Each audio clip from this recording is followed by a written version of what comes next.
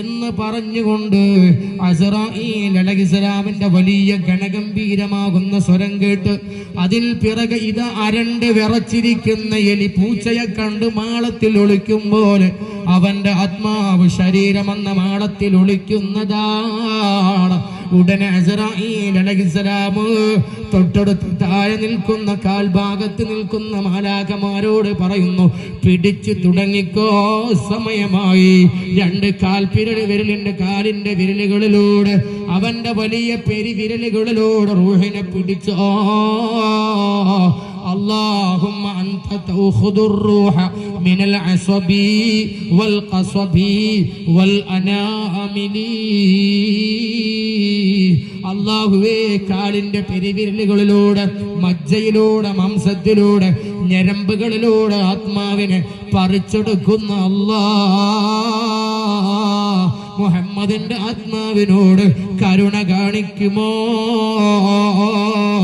എന്ന് എല്ലാ രാത്രിയിലും ഒറ്റയ്ക്കിരുന്ന് പറഞ്ഞ് കരയാത്ത ഒരു രാത്രിയും എൻ്റെ ഭർത്താവ് മുഹമ്മദുർ റസൂലുള്ളാഹ് തങ്ങൾക്ക് കഴിഞ്ഞു പോയിട്ടില്ലെന്ന് കൂടെ കിടക്കുന്ന ബീവി ആയിഷ റളിയല്ലാഹു അൻഹ പറയുക. അങ്ങനെ കാലിന്റെ വിരലിലൂടെ അസ്റായീൽ ഏൽപ്പിക്കപ്പെട്ട മലക്കുകൾ റൂഹിങ്ങനെ വലിച്ച് അവന്റെ ഊര വരെ കൊണ്ടുവരും. ഒരഭിപ്രായത്തിൽ അവന്റെ പൊക്കിൽ കൊടി വരെ കൊണ്ടുവരും. അവിടെ നിന്ന് പിടിക്കുന്ന ആൾ അസ്റായീലാണ്. അവിടെ വരെ അവന്റെ ജീവൻ കളഞ്ഞിട്ട് അപ്പോഴാണ് അവന്റെ ഇരു കണങ്കാലുകൾ കൂട്ടിപ്പിടിയും. നിങ്ങൾ കണ്ടിട്ടില്ലേ അറുത്തിട്ട മൃഗം കാലിട്ടടിക്കുന്നത്? എന്തേ മനുഷ്യനങ്ങനെ പിടയാത്തത്?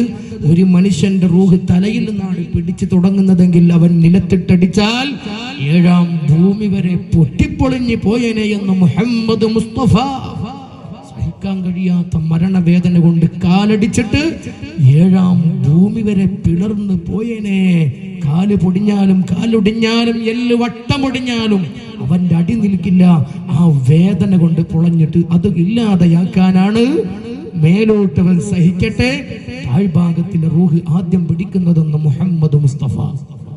ഇനി പൊക്കിൽ മുതൽ മേലോട്ട് പിടിക്കുന്ന ആൾ അസ്റായീല. അസ്റായീലിന്റെ കൂർത്ത നഖങ്ങളുള്ള ബലിഷ്ഠമായ കരാളഹസ്തം ആത്മാവിൽ അങ്ങോട്ട് വെക്കുകയാണ്, മാന്തിപ്പറിക്കുകയാണ്. ഏതുപോലെ ഒരു വസ്ത്രത്തിൽ കുടുങ്ങിയ മുള്ള് എത്ര പറിച്ചിട്ടും പോരുന്നില്ല, പിന്നെ ഒരൊറ്റ വലിയാണ്. വസ്ത്രം കീറാം, മുള്ളൊടിയാം, കൈക്ക് കുത്താം, എന്തും സംഭവിക്കാം. ഇതുപോലെയാണ് ആത്മാവിനെ മാംസത്തിൽ നിന്ന്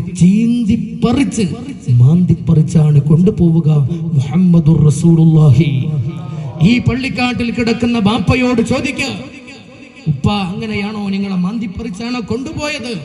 ആത്മാവിന്റെ നാക്ക് കൊണ്ടൊരു മറുപടി ഉണ്ട്, ഉവ്വ് മോനെ, അതെ, അങ്ങനെയാണ് ഞങ്ങളെ കൊണ്ടുപോയത്. അങ്ങനെ ശാന്തമായി അടങ്ങി ജീവിച്ച ആത്മാവേ എന്ന് പറഞ്ഞുകൊണ്ട് ജീവിച്ച മനുഷ്യനാണോ അവന്റെ ആത്മാവിനെ ഇതാ അസ്റായീൽ മാന്തിപ്പറിച്ചെടുത്താൽ ആ റൂഹിനെ പിന്നെ ഒരു കണ്ണിന്റെ ഇമ ചിമ്മുന്ന സമയം പോലും ആ അസ്റായീൽ ആത്മാവിന് അസ്റായീലിന്റെ കൈവശം വെക്കുകയില്ല. ഇറങ്ങി വന്ന 500 മലക്കുകൾ രണ്ടു ഭാഗത്തും 280 മലക്കുകളായി ഇരു സ്വഫുകളായി അണിയായി നിൽക്കുകയാണ്.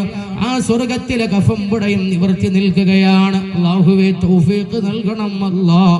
ഞങ്ങൾക്ക് സ്വർഗത്തിലെ ഉടയാടയിൽ ഈ ലോകത്തോട് വിട പറഞ്ഞു പോകാനുള്ള ഭാഗ്യം ഞങ്ങൾക്ക് ബോധം നൽകണം അല്ലാഹ്. രണ്ട് സൈഡിലും മാലാഖമാർ കൊണ്ടുവന്ന ആ പുടവയുമായി മാലാഖമാർ മാറിക്കാറി കാത്തിരിക്കുകയാണ്. അവരെ കയ്യിലേക്ക് ഇസ്രായേൽ കൊടുക്കുമ്പോ ഓരോ മലക്കുകളും മാറി മാറി പൊതിയുകയാണ്. ഓരോ മലക്കുകളും മാറി മാറി പൊതിയുകയാണ്.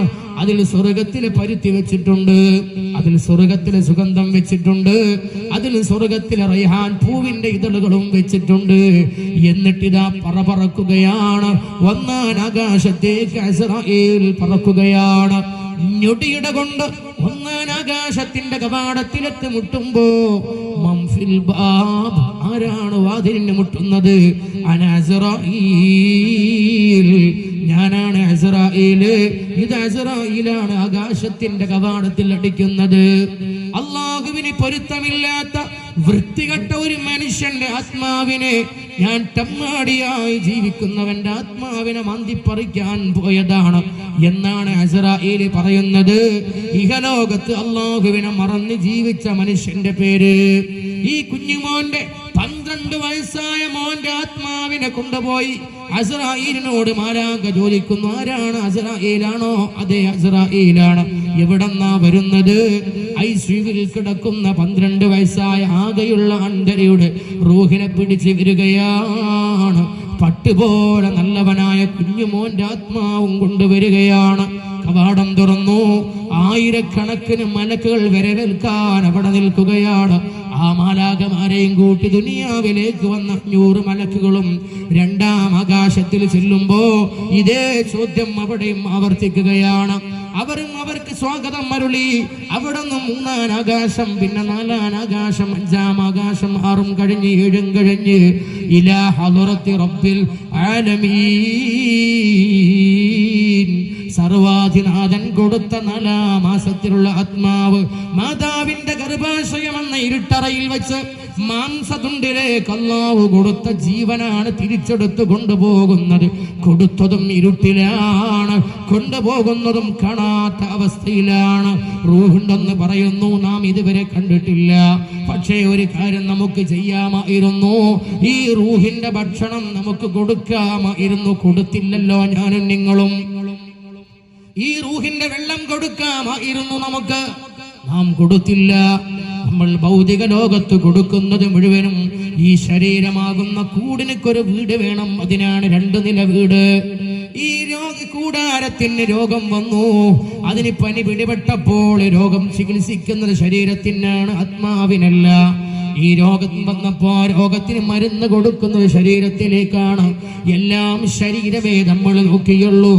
മാതാവിന്റെ ഉദരത്തിൽ 4ാം മാസം സ്വകാര്യമായി തന്നിരിക്കുന്ന ആത്മാവിന്റെ മരുന്ന് കൊടുക്കാത്ത ഞാനും നിങ്ങളും ആ സമയത്ത് വെപ്രാളപ്പെടും കേട്ടോ.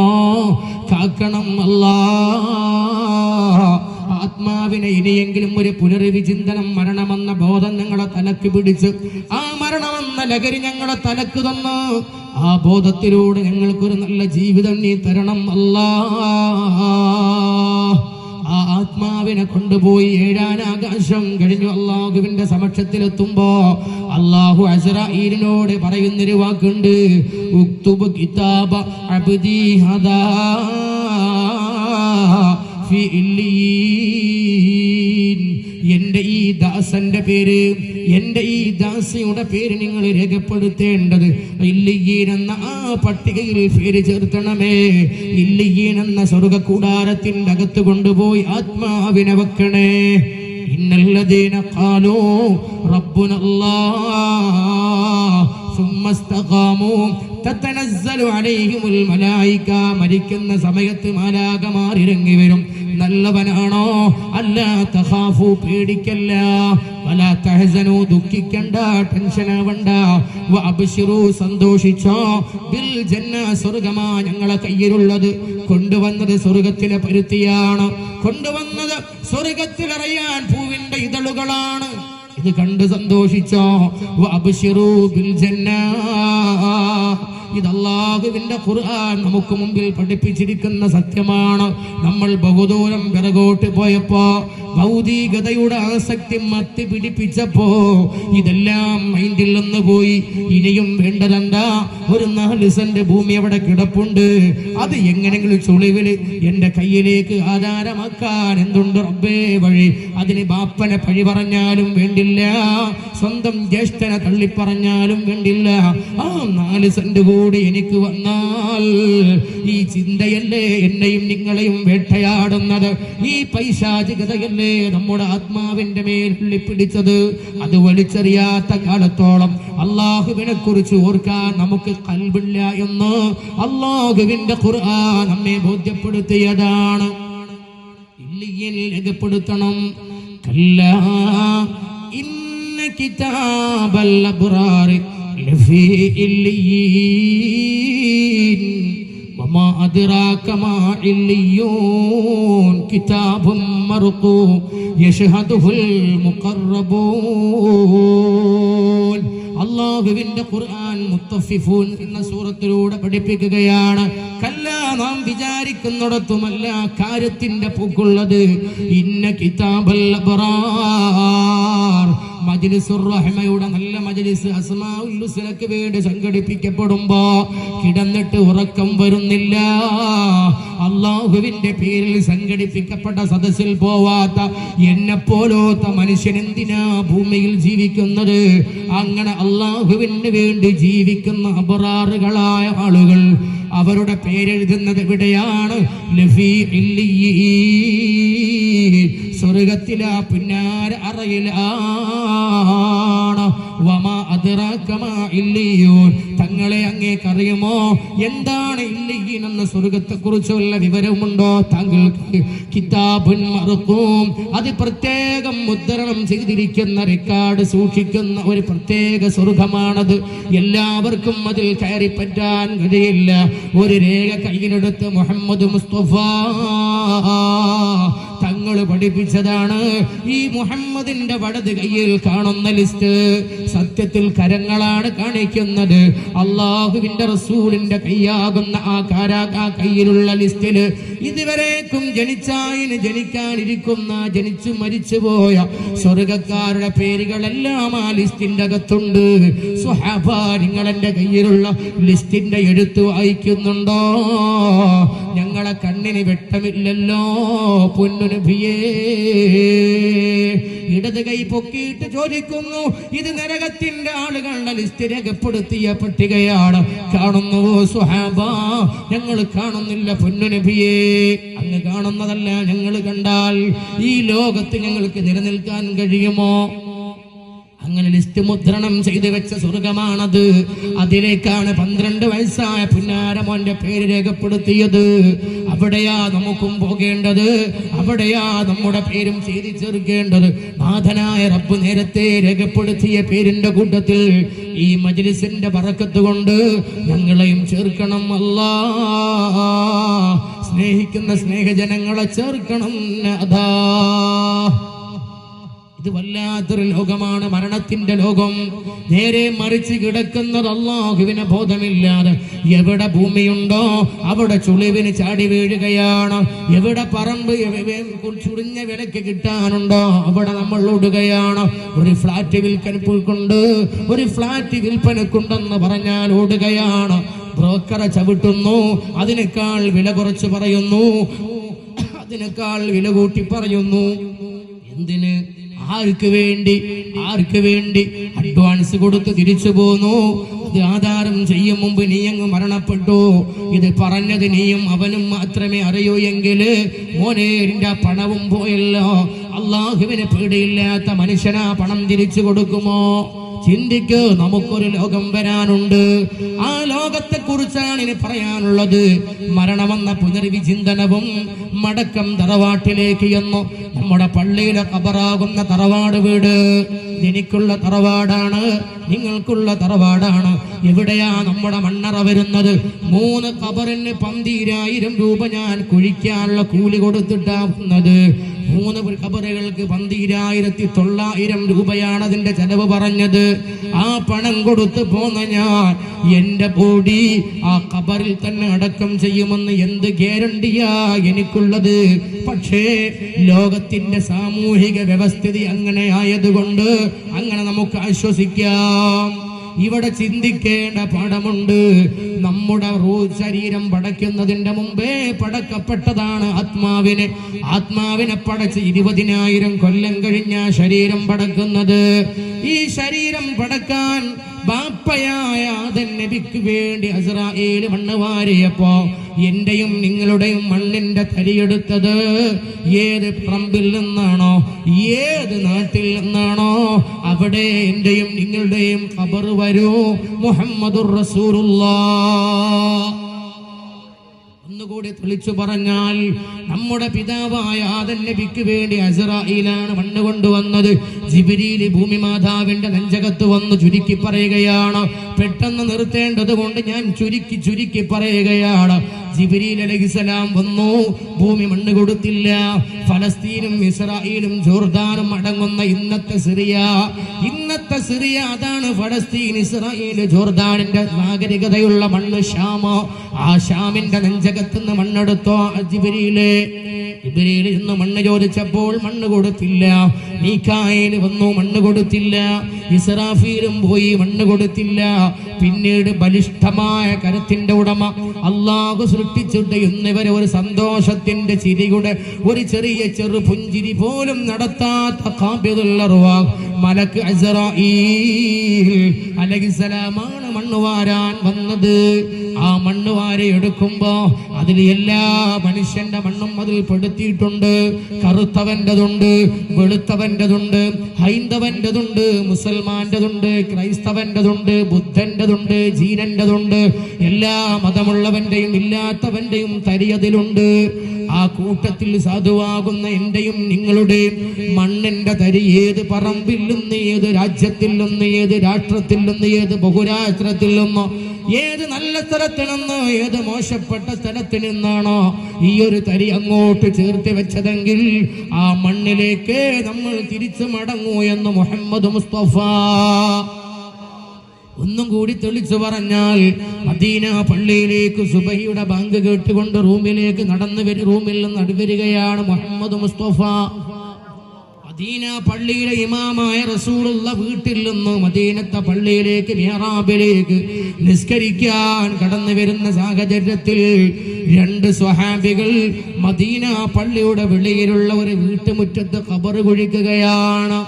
സുബ്ഹാനല്ലാഹ്, ആര് മരിച്ചു എന്ന് ആരും പറഞ്ഞിട്ടില്ല. ആരാണ് മരിച്ചതെന്ന വിവരം നമ്മൾ ആദ്യം പറയുന്നത് പള്ളിയിലെ ഉസ്താദിനോടാണ്. ഇതേപോലെ തന്നോട് പറയുന്നത് ആരും വന്ന് പറഞ്ഞില്ലല്ലോ. പക്ഷേ നബി തങ്ങൾ ചോദിക്കുന്നു, മല്ലിഹാദൽ ഖബർ, ആർക്ക് വേണ്ടിയാണ് ഈ ഖബർ കുഴിക്കുന്നത്?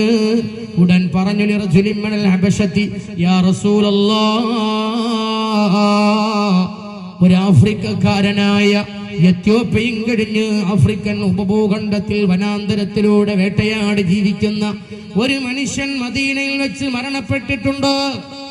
ആ മനുഷ്യന് വേണ്ടിയാണ് ഈ ഖബർ ഞങ്ങൾ ഈ മുറ്റത്ത് കുഴിക്കുന്നത്, വീട്ടുമുറ്റത്ത്. എന്തൊരു അത്ഭുതമുള്ള വർത്തമാനം! ആഫ്രിക്കയിൽ ജീവിച്ച മനുഷ്യൻ മദീനയിലാണ് മരിക്കുന്നത്. ഉടൻ തന്നെ അത്ഭുതപ്പെട്ടുകൊണ്ട് അല്ലാഹുവിന്റെ റസൂൽ പറഞ്ഞൊരു മറുപടിയുണ്ട്, ലാ ഇലാഹ ഇല്ലല്ലാഹ്. അത്ഭുതമുണ്ട് റബ്ബേ, അത്ഭുതം. സ്വീഖ മിൻ അർളിഹി, ആ മനുഷ്യന്റെ ആഫ്രിക്കയിൽ നിന്ന് അവൻ മദീനയിലേക്ക് കൊണ്ടുവരപ്പെട്ടു. ഹത്താ ദുഫിന ഫീ ഹാദൽ ഖബർ, എന്നിട്ട് ഈ ഖബറിലാണല്ലോ അവൻ അടക്കം ചെയ്യപ്പെടുന്നത്. ഏത് ഖബറാണ്? അല്ലതീ ഖുലിഖ മിൻഹാ, ഈ ഖബർ വെട്ടിയ ഭാഗത്തെ മണ്ണിൽ നിന്നാണ് അവനെ പടക്കപ്പെട്ടത്. ജീവിതം ആഫ്രിക്കയിലാണ്. മരിക്കാൻ സമയമായപ്പോ ആ തറവാട്ട് മണ്ണിലേക്ക്, ആ തറവാട്ട് വീട്ടിലേക്ക് ആ മണ്ണിനെ തിരിച്ചു കൊണ്ടുവരികയാണ്. ആ മണ്ണിനെ തിരിച്ചു കൊണ്ടുവരികയാണ് അള്ളാഹുവിന്റെ സംവിധാനം. ഇതാണ് ഹബീബ് പറഞ്ഞത്. ഈ വെട്ടിയ ഭാഗത്തെ ഖബറിന്റെ മണ്ണിൽ നിന്നാണ് ആ മനുഷ്യന്റെ മണ്ഡരിയെടുത്തത്. ആദമിന് വേണ്ടി മണ്ണെടുത്തപ്പോൾ ഈ കറുത്ത വർഗക്കാരനായ നൈജീരിയക്കാരന്റെ മണ്ണെടുത്തത് മദീനത്തെ വീട്ടുമുറ്റത്തെ പറമ്പിൽ നിന്നാണ്. മരിക്കാൻ സമയമായപ്പോ അവന് മദീനയിൽ വരാൻ തോന്നി. അവൻ വന്നു, അവൻ മരിച്ചു. എന്നിട്ട് അവൻ അവിടെയാണല്ലോ അടക്കം ചെയ്യപ്പെടുന്നത്. എങ്കിൽ നമ്മൾ എവിടെ അടക്കം ചെയ്യപ്പെടും? ഈ പള്ളിപ്പറമ്പിലാവോ, അതോ മാവുടിയിലാവോ, അതോ ചെലവിലാവോ, കൊണ്ടോട്ടിയാവോ, അതോ ബഹറിലാവോ, മത്സ്യത്തിന്റെ വയറ്റിലാവോ, അതോ മൃഗം പിടിച്ച് തിന്നോ, അതോ തീയിൽ വെന്ത് കരിഞ്ഞ് ചാരമായി പോവോ? അറിയില്ല. അതൊന്നുമല്ല പ്രശ്നം. മരിക്കുന്നത് ഈമാനോടുകൂടി മരിക്കണം. അള്ളാഹു തൗഫീഖ് ചെയ്യുമാറാവട്ടെ. അള്ളാഹു തൗഫീഖ് ചെയ്യുമാറാവട്ടെ. സെക്രട്ടറി